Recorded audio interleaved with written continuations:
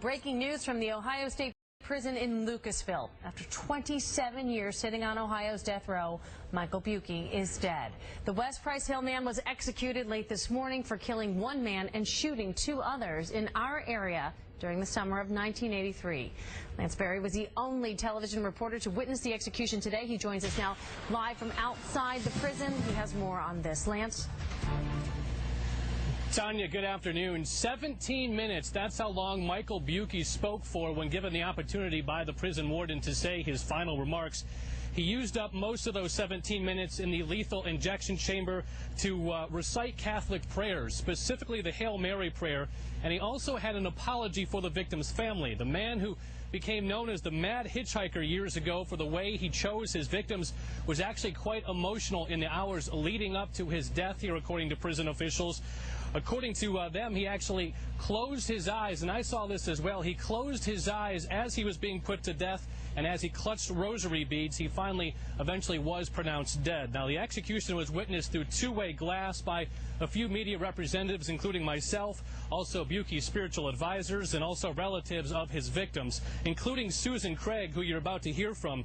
Her husband, Robert, was killed back in 1983 after he picked up Beuke hitchhiking on Interstate 275. Several attempts at reprieves, including one to the U.S. Supreme Court this week, were turned away.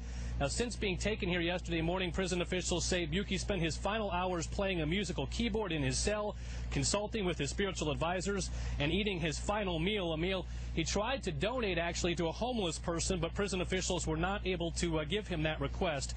Beuke officially died about 10 minutes after the drug was administered, officially pronounced dead here at 10:53. Moments after that, we spoke to the victims' families. After so many years, I just put it to the back of my mind, because if I would have thought about it all the time, I would have went crazy. Yeah, 27 years, it's something that strikes me is that June 1st, Bob will be dead as long as he was alive. And, I mean, how sad is that? So, yeah, it was way too long.